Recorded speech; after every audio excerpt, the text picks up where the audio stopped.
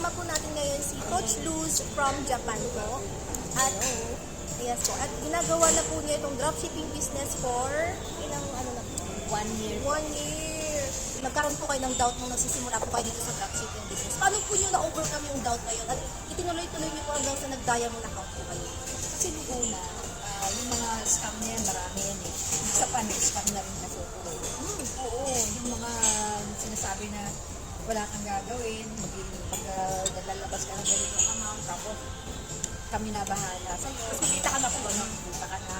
Na ano na rin ako dyan. Marami na rin ako na ano. Kasi nahilig kasi kung maghanap ng mga talagang pwedeng pagkakitahan dahil na single mama ko, single grandma.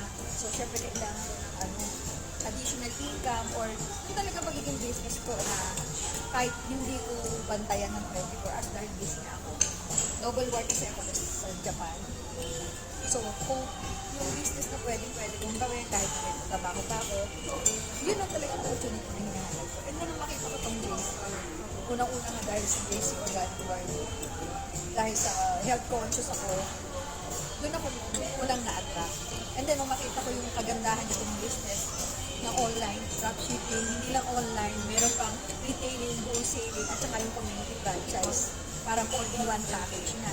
And then, nakita ko rin kasi yung ating office, yung meron tayong office talaga, legit talaga, at saka yung mga testimony, mga nakita ko na talagang nag-improve ang buhay nila. Talagang nag-level up talaga. And then,